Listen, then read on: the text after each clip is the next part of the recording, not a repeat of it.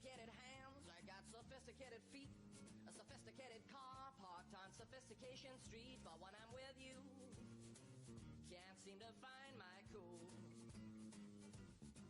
Yeah, when I'm with you, I'm just a dribbling fool. When you look at me and you start to flirt, I have to wipe the dribble off the front of my shirt. When you ask me what's on my mind, all I can think to answer is I eat sophisticated food, I breathe sophisticated air, run a sophisticated comb through my sophisticated hair. But when I'm with you, can't seem to find my cool. Yeah, when I'm with you, I'm just a dribbling fool.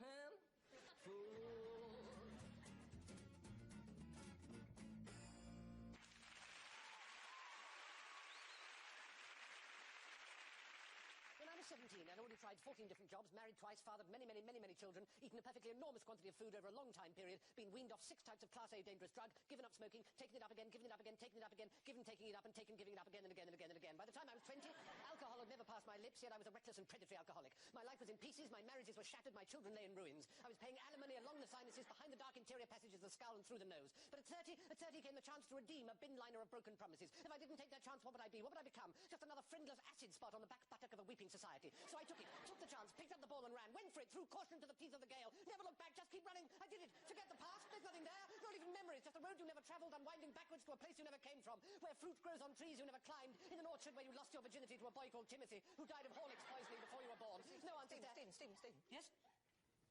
Go and have a lie down. Okay.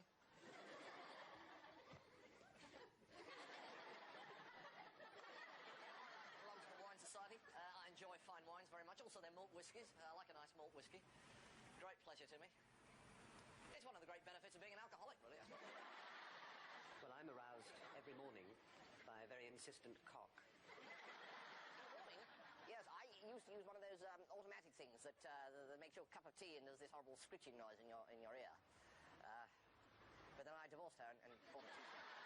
What, alarm in the morning? Well, I have an old tape of Carlo Maria Giulini conducting the Vienna Philharmonic Orchestra in a perfectly transcendent version of Schubert's Seventh Symphony. And I rigged it up so that at exactly 7:30 every morning, it falls from the ceiling onto my face. No, I haven't got an alarm clock. I've got 3 children instead. It was a difficult choice, but I thought the children would go better with the wallpaper. You know, he tried to palm me off with margarine. I said, you know, if you're going to palm me off, at least use butter or olive oil.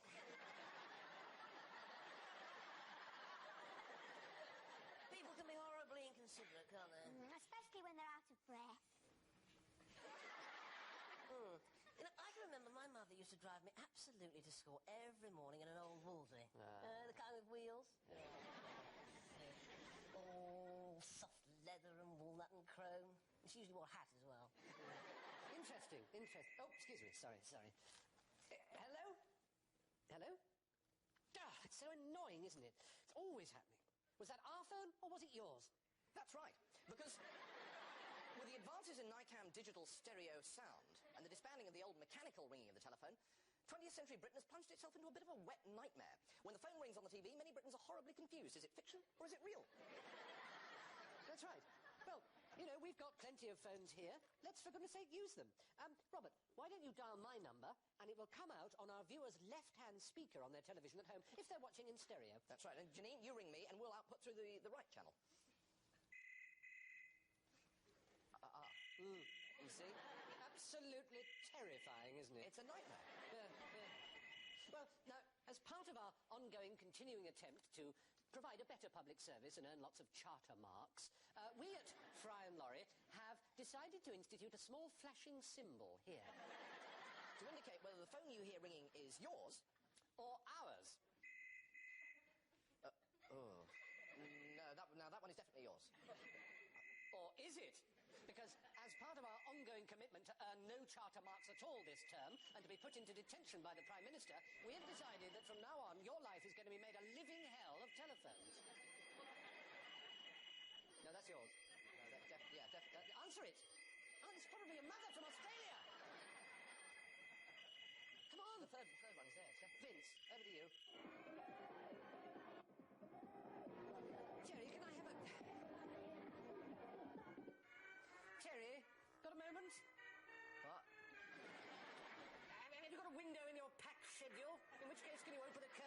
peek through just for a moment? Yeah? Good. Now, Terry, school. I've just had Mr. Stroke on the phone. He tells me that you didn't turn up today. So? So why not? It's boring. Well, how will you know that, Terry? According to Mr. Stroke, you haven't been to school for 4 years. So? So where have you been all this time? What have you been doing for the last 4 years? Got to level 9. Level 9? What do you mean, level 9? Level 9, top level. It's but school, Terry. Learning, growth, development. What's the point? What? Well, I don't want to go to school because it's boring. There's no point. You don't want? You don't want? And who, pray be good enough to tell me, is supposed to give an electrically operated shag about what you want?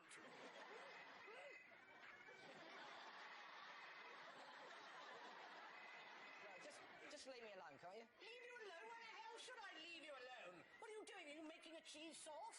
Working on a cure for cancer? Is an oboe concerto forming in your mind? What? I'm on level 9. Bugger level 9? Bugger up the arse of level 9 with an angle poised lamp! Talking about your life, Terry. What about it? What about it? Never mind what about it. What is it? What is your life, Terry? Tell me what your life is. Well, what's yours? What do you mean? Oh, what's your life? What, my life? My life? My life? My life is energy, work, dedication. 33 bloody years at Russell and Bromley. That's what my life is. My life is having you. I had you, didn't I? That was supposed to be a good thing. Didn't ask to be born. You didn't ask, and Judas, priest on a 2-stroke moped. What is that supposed to mean, huh? You didn't ask to be born. You'd be better off dead, would you? Maybe. Maybe, maybe, maybe, maybe. What do you mean, maybe? Well, thought about it. Thought what, about killing yourself? Yeah, when I finish this game. Oh, great. Well, I'll order the headstone, shall I? Here lies Terry Gardner. He got to level bloody 9. What, do you want singing cherubims around it, or do you want it plain? Bingo. Done it. Right, well, you're going to choose a knife in the gut or bullet in the head, what? Knife, I think. About bloody time. There I are. I only know one, I'm afraid. How many cabinet ministers does it take to change a light bulb? 3. Got a lot to me, but there you are. Where is this country headed? That's the 64p question. Because in our village, there's a marvellous old game we play every Lammas Eve. Tradition has it that everyone living in the village of pensionable age has to dress up as a bale of straw, and then the rest of us, we split up into packs of 6 in 4-wheel drive vehicles, and we have to hunt them down and beat them to death with fence posts. I'm not absolutely sure of its origins. It's something to do with the Conservative Party, I believe.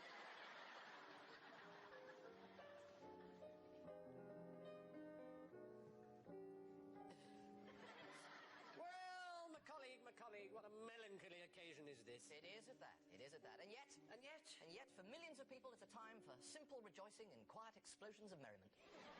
I hate you. I know what he's trying to say. I do. But how, Macaulay, how to find fit words with which to bid farewell to our viewing several? Let go, Luke. Feel the force. Be in touch with your feelings. Yes. Yes. Oh, viewing several. Time like a thief in the night has smashed our near-side window and stolen thence the stereo from our dashboard therein. For the very last time, I turn, wiping a sad, soft, salt tear from my crimsoning cheek, as I request and require our disastrously lovely guest units to tell me what is and will be their choice of farewell cocktail this evening. Well, I like the sound of a London felch. What about a golden shower? A good idea. We should be concentrating on choosing a cocktail first. Oh, yes, well, there's the Martini Navratilova. What's a sodding Mary? A Sodding Mary, it's like a Bloody Mary, but it's a little bit ruder. All right, have to hurry you. Yep, yes, I think That's the one. We'd like a modern Britain. A modern Britain? Ha!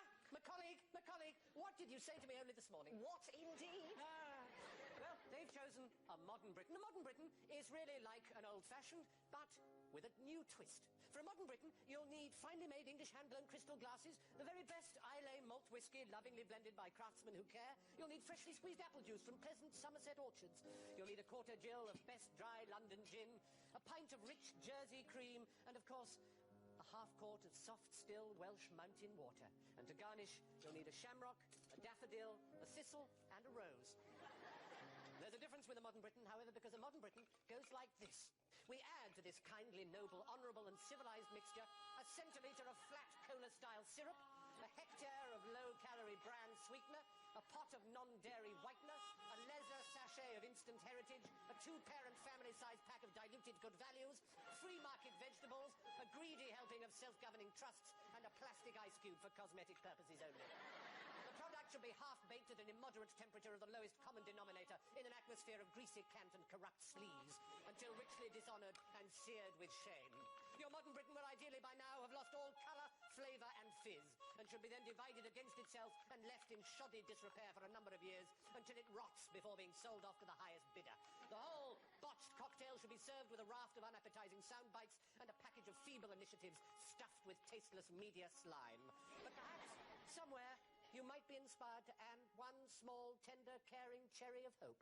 I wonder. While you decide, I will entreat for the very finalist of last times this entreaty of my colleague, Britain's very own Melody Man, as I say to him, please, please, oh please, Mr. Music, will you play? It's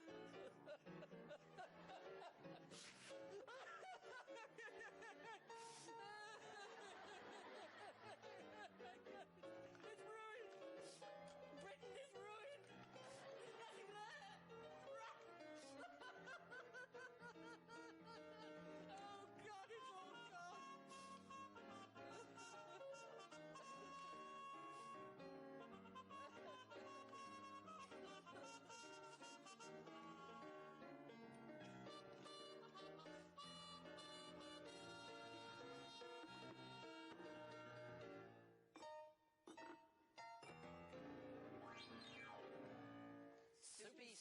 Soupy twist.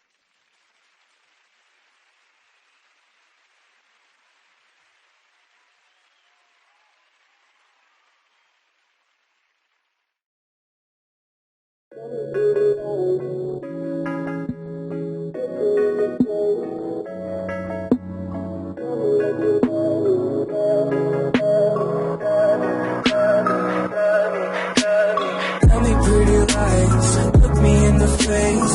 Tell me that you love me,